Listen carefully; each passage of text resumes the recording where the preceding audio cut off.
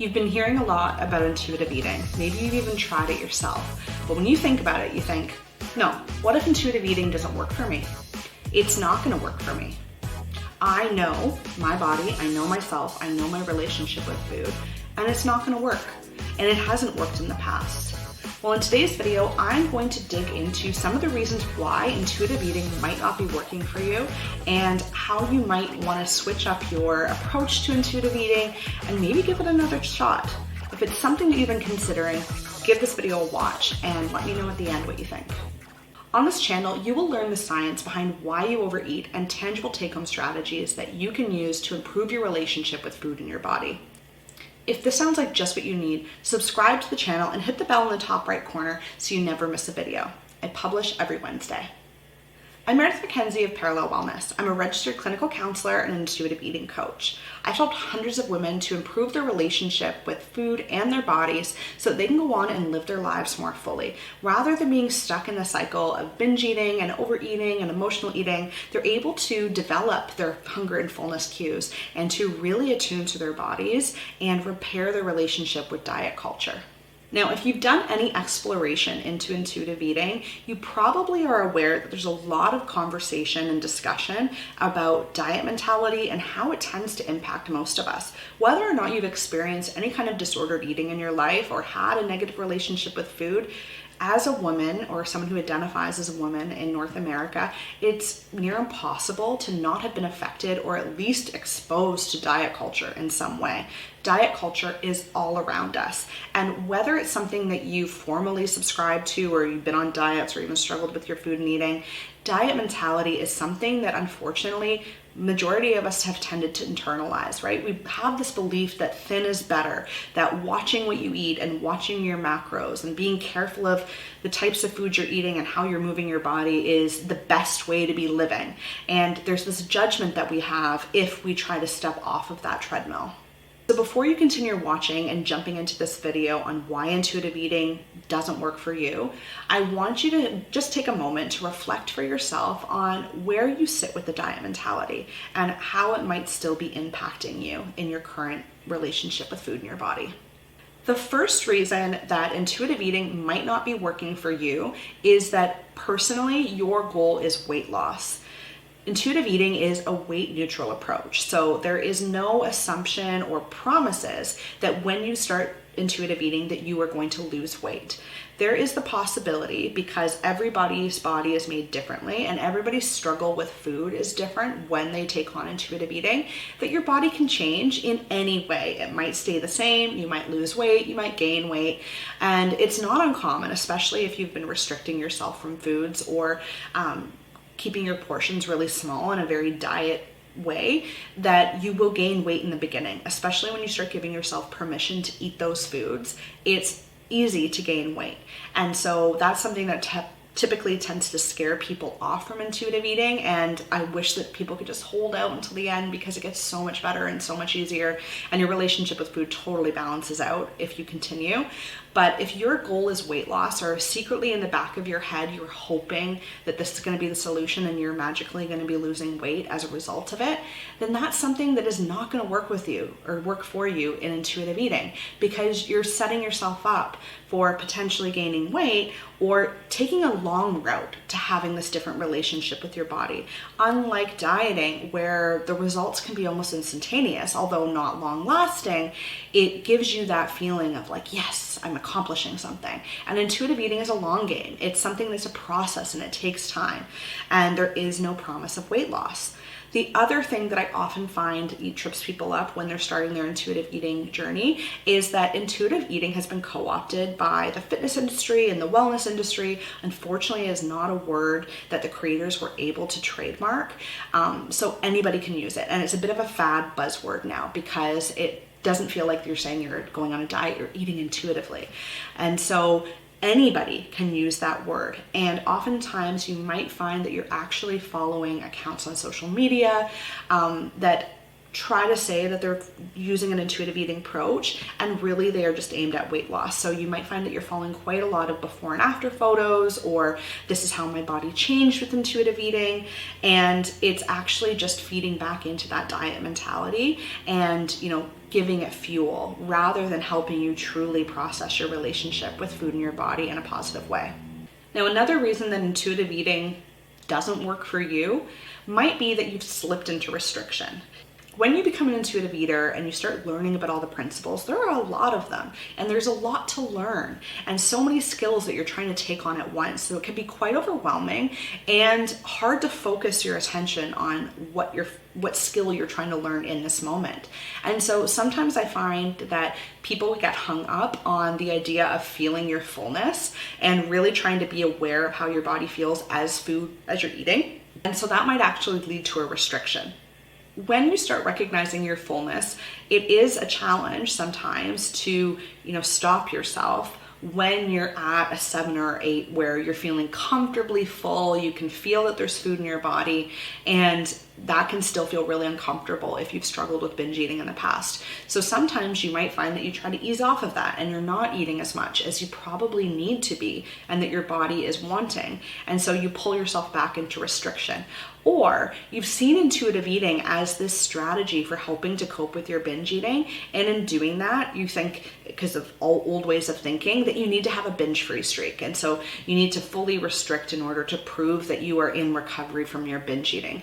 And I want to just reassure you that if your goal is binge eating recovery, and if your goal is to do that with an intuitive eating approach, that it's okay to binge. It is okay, and it's expected, and it's normal if you continue to binge as you become an intuitive eater. It takes time. Again, I've said it's a process, but binging is not seen as a failure by any means. It's an opportunity to learn from the experience. And so restriction might end up being something that, if you're really scared of this, ends up being a negative side effect. And I would say that that would be a reason that intuitive eating isn't working for you, because it's not something that's meant to happen. Another reason intuitive eating might not be working for you is that you are scared of this idea of going all in. The idea of making peace with food and allowing yourself to have the foods that you had previously, said, no, I can't have those in my house. I'm not going to allow myself to eat them. I'm not going to listen to my cravings or my hunger cues or any of that. When you start giving yourself permission and you allow those things to come in your home, it can feel incredibly scary, because your past relationship with those foods has been a binge relationship. And so having those things ends up being a really scary situation for you when they're present in your home. And so if that is your experience, if you're really scared by this, I definitely encourage you, please don't give up. Instead, take it super slow. Gradually expose yourself to having those foods around you, eating them. And maybe that means, I think that there's this expectation that you should be able to have everything in your home all at once. And absolutely, that is the goal. If you looked at my cupboards, I have everything and anything that I could possibly ever want. And I'm just not craving it. It's not something that is, a constant in my life anymore in recovery. However, if that feels incredibly overwhelming to you in the beginning, take it slow. Eat it at a bakery, eat it at a party, eat it somewhere outside of your home where you feel like you might be safer than having it in your home where you might feel triggered to binge. Now, the other area I notice that people often get tripped up on is they feel like they need to become this perfect intuitive eater, right? They recognize that intuitive eating is actually quite brilliant, and it's exactly the type of relationship that they want to have with their bodies, and they really want to be at the end point now. They want to have that relationship, and so they want to have that positive relationship, And so when they're, putting themselves in new situations, or there's an opportunity that ends up leading to a binge or an overeating, or they're not listening to their bodies, it can actually sometimes feel like they failed. They failed intuitive eating. They didn't follow the steps. They didn't follow all of the principles in that situation. And that's incredibly common, right? Intuitive eating is a process. It is a practice. It is something that happens gradually over time, and that each of those stumbles is actually an amazing learning opportunity. However, again, like I said at the beginning of the video, we have all internalized this diet mentality, and diet mentality is a very black or white, all or nothing kind of approach to our relationship with food in our bodies. And if we break our diet, if we have a cheat day, we're bad, we've done something wrong, we need to get back on the wagon. We're going to start over again on Monday. And that's not what intuitive eating is. Intuitive eating is something that just happens every day. We keep working on it. We keep tuning into our bodies. We keep, noticing the things that are going on for ourselves and meeting our own needs.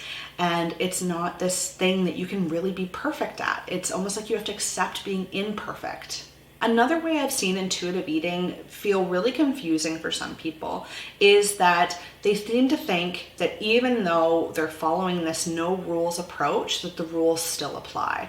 That somehow there must be a catch, they must be expected to eat these specific foods. And so you might notice for yourself that even though you're giving yourself permission to eat those foods that you've previously said you're not allowed to have or avoided in the past, that when you eat them, you still feel really guilty, or you find that you're still giving yourself a pat on the back and a gold star anytime you eat something that's considered clean or healthy or good, all of those things that typically would be involved with a diet.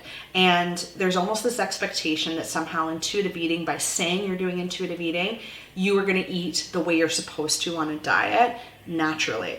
And that's not what intuitive eating is about. It's, again, zero judgment about the foods that you're eating. The foods that you're eating, a peach is equal to a bar of chocolate in morality. And so there's no good or bad with that.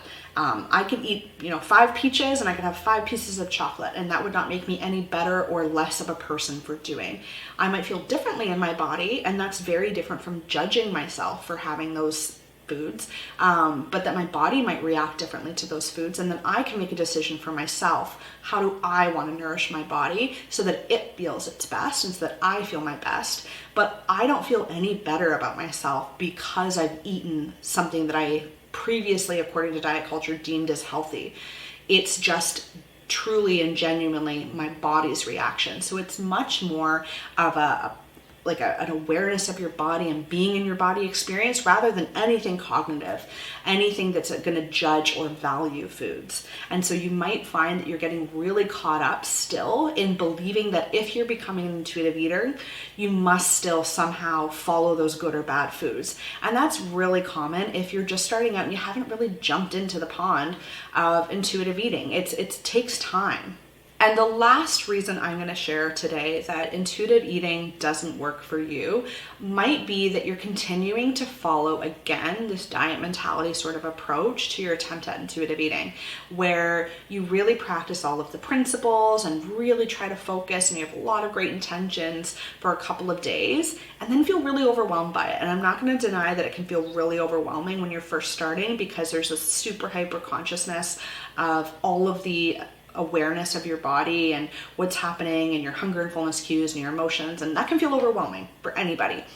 And so you kind of shift from being this intuitive eating mindset to allowing yourself to binge or overeat and just tuning out, zoning out, cutting out because you just need a break. And then you go back to intuitive eating and then you binge. And there's nothing wrong, again, like I said earlier, there's nothing wrong with binge eating on your journey to becoming an intuitive eater. That's not the expectation that you're magically not going to binge eat anymore. However, if you relate to it as this kind of all or nothing thing, it becomes just any other diet. Rather than picturing it as, or trying to really view it from the standpoint of a practice where, while you're building up your muscle, essentially becoming an intuitive eater and building your awareness and building all these different intentions for yourself, that it's going to be hard and you're going to need a break some days. And it's okay to, actively choose to tune out and then come back, and tune out and come back until this muscle is so strong that it just goes over all of the days for you. And so I really just want to encourage you, if you're noticing these things about yourself and you're really interested in intuitive eating and you do think that it could possibly work for you, just recognize that diet mentality is so pervasive and it's probably buried really, really, really deep down inside of you. And so it definitely is going to take time to overcome that and repair all of that internal diet culture that you have. And intuitive eating isn't necessarily not something that's going to work for you. It could very well work for you, but it's just going to take a different mindset. Now, if you're watching this video, I'm assuming you're kind of on the fence about intuitive eating, or you want to understand why it didn't work for you in the past and if it might work now. So I want to know about your experiences with intuitive eating. Leave a comment in the comment section down below so I can know more about what it was like for you, what didn't work, what you did think worked, and how you would like that relationship with intuitive eating to be different. Now, I have a free quiz for you, and you're going to want to take this if you're curious about your relationship with food and if there's any areas in particular that are really tripping you up and leading you ultimately to overeating, emotionally eating, or binge eating. So in the description box down below, I've included a link to this quiz. It's going to give you some really good ideas of where you might be needing to focus more of your attention and skills that you're going to need to focus on. And if watching this video you thought, intuitive eating is something that I am curious about. It is something that I think I would like to try. However, doing it on my own has been really hard. I very much encourage you to book a call with me. I've included my link in the description box down below for my calendar, and I would love to talk to you about your experiences with binge eating and overeating and how I might be able to help you. I have a few spots opening up very soon for my small group program for women, and I would love to see if you are a fit for the program. If you found this video helpful, give it a like and subscribe to the channel so you don't miss a video. I publish every Wednesday. Now go ahead and share this video with anyone you think who could benefit from learning more about how intuitive eating might not have worked for them in the past, but maybe if they gave it a second look, it might be a good fit for them. And I hope that you have a wonderful day.